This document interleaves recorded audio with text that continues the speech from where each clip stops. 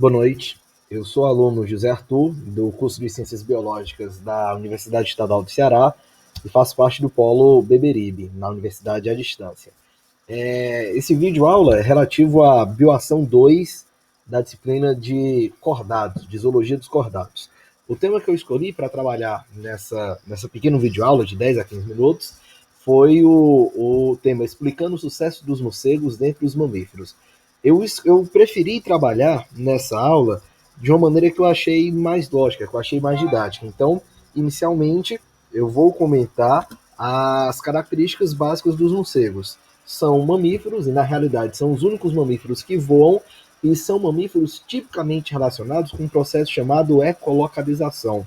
Nesse processo, nessa ecolocalização, o morcego emite algumas ondas sonoras inaudíveis ao ser humano.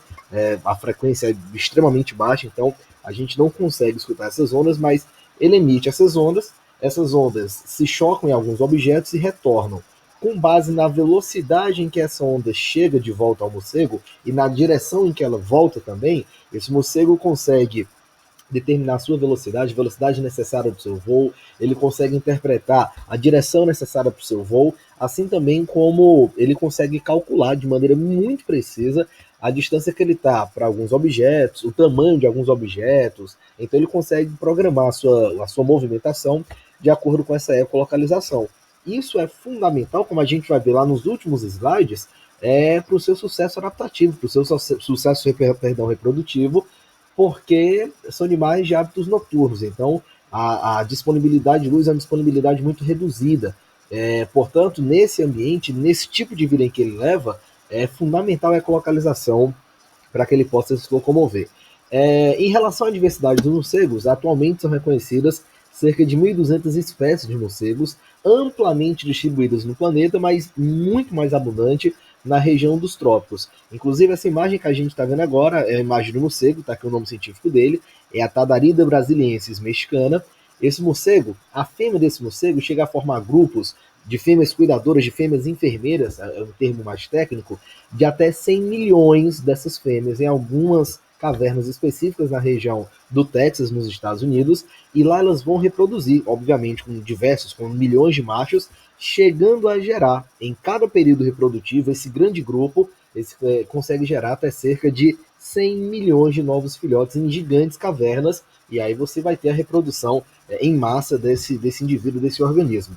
Especificamente no Brasil, são registradas atualmente 178 espécies de morcegos, distribuídas em 68 gêneros. De todas essas espécies, existem 10 espécies endêmicas, ou seja, só ocorrem no Brasil, e distribuídas em 2 gêneros. A gente está vendo aí, nas duas imagens, 2 das espécies endêmicas. A da esquerda é a Cheronicteris vierae, uma espécie endêmica brasileira, e a da direita é o Crioderma visotoi, também uma espécie endêmica no Brasil. Só ocorre no Brasil até que se prove o contrário. Bom, em relação à divisão do grupo morcego, em relação à divisão da ordem Chiroptera, que é a ordem dos morcegos, ela é dividida em 2 grandes subordens. A subordem Megachiroptera e a outra subordem Microchiroptera. Pelo nome já dá para entender um pouquinho da diferença mais clara desses morcegos. A Megachiroptera deve relacionar normalmente animais maiores, enquanto que a Chiroptera ela acaba envolvendo animais um pouco menores. Para facilitar ainda mais o nosso entendimento, para desenvolver ainda mais o nosso raciocínio, os megaquirópteros são normalmente morcegos grandes e frugívoros. A maioria dos morcegos não é hematófaga, não se alimenta de sangue, é frugívora. E eles estão presentes no Velho Mundo, né? Basicamente na Europa. Esses indivíduos da subordem Megachiroptera. Já os indivíduos da subordem Microchiroptera são morcegos distribuídos aí em todo o planeta também, frugívoros ou não. E esse que está na imagem, o Craseonycteris tolonglai, é um dos menores mamíferos registrados no planeta. Você está vendo que esse morcego ele fica aí, e ele ocupa menos do que o tamanho do indicador do dedo de uma pessoa. Então, realmente, é um animal muito pequeno. Aí, chegamos na parte talvez mais importante da nossa aula, que é entender como foi o desenvolvimento do morcego, para poder explicar o sucesso, para poder explicar como foi que esse grupo, um único grupo de mamíferos voadores, ele conseguiu se dar tão bem assim. Então, A primeira ideia básica que se tem é que os morcegos compartilham em algum momento da sua história evolutiva um ancestral comum com o grupo dos ratos atuais. Provavelmente há 50, 52 a 55 milhões de anos houve essa diversificação. Então, um grupo de pesquisadores liderados aí pela Karen Sears e pelo Lee Nisnwander, na Universidade de Colorado, eles fizeram alguns estudos. Nesses estudos, que foram muito bacanas, foram muito bem elaborados, eles fizeram algumas comparações. Eles pegaram o fóssil mais antigo de morcego já conhecido, um fóssil datado mais ou menos aí em 50 milhões de anos, compararam esse fóssil mais antigo com o fóssil de 3 espécies já extintas e também com 10 espécies atuais. Em todos esses animais, em todos esses morcegos, eles perceberam que a asa ela é membranosa e essa asa sempre é apoiada exatamente sobre 3 dedos que são extremamente alongados, o terceiro, o quarto e o quinto dedos, dianteiros. Esses 3 dedos se desenvolvem mais, se alongam mais, permitindo a formação de uma membrana entre eles. E essa membrana entre eles acabou se tornando o que hoje nós chamamos de asa, permitindo então a esses animais o voo. Tudo bem, Arthur, a mudança ela surgiu. A mudança, como a gente sabe pela evolução, é uma mudança aleatória, uma mudança ao acaso. Ela surge e ela pode trazer benefícios ou não. Ela surgiu.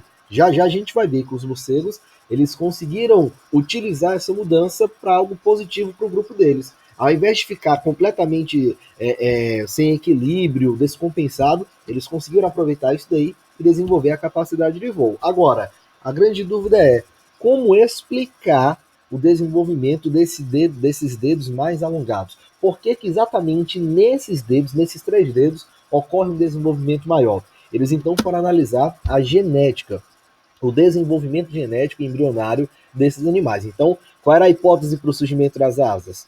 Havia algum tipo de mutação, houve, melhor falando, algum tipo de mutação em algum tipo de gene que controla a expressão dos ossos. E aí, esse gene alterado permitiu, então, um desenvolvimento maior desses ossos, nesses 3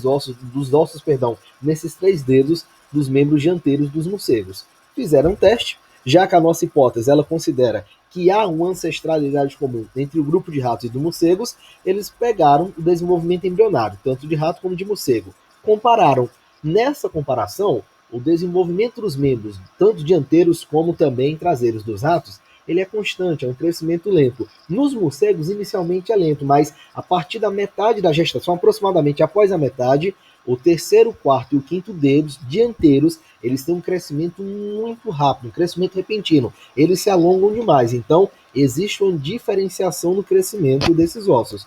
E aí o grande desafio agora foi exatamente explicar por que esses ossos foram alterados, eles tiveram seu crescimento alterado. Descobriram então que o resultado, o que promoveu, melhor falando, essa mudança, foi uma mutação no gene BMP2, que é exatamente o gene responsável pelo crescimento dos ossos. Quando ocorreu essa mutação, ela permitiu uma expressão 30% mais alta exatamente nos ossos desses 3 dedos que a gente já comentou. Isso então permitiu o desenvolvimento das asas. Isso então fez com que surgisse o primeiro grupo de mamíferos voadores. E aí, além disso, várias outras características foram surgindo, foram sendo desenvolvidas aleatoriamente, sempre é bom frisar isso, a característica surge de forma aleatória ao longo da evolução. Se ela vai permanecer, se o indivíduo que apresenta a característica permanece, isso vai depender se aquele indivíduo está ou não está adaptado às pressões seletivas daquele ambiente. E se os morcegos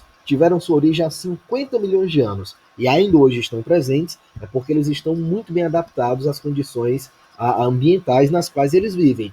Por exemplo, eles são animais que têm atividade noturna. E isso é uma característica adaptativa fundamental para eles. Primeiro, como a gente vê, eles têm capacidade de ecolocalização. Então, eles não dependem da visão para se locomover. Eles não dependem de luz, de luz para poder se locomover, para poder enxergar um objeto. Não. Eles podem localizar objetos, eles podem medir distância, eles podem encontrar alimento pela ecolocalização. Então, a atividade noturna, ela é uma grande vantagem promovida pela ecolocalização, porque a partir do momento em que esse animal ele tem uma atividade noturna, a maioria das presas, a maioria dos seres no período noturno, ou está completamente inativo, ou está dormindo, ou está parcialmente inativo, são presas teoricamente mais fáceis de serem atingidas.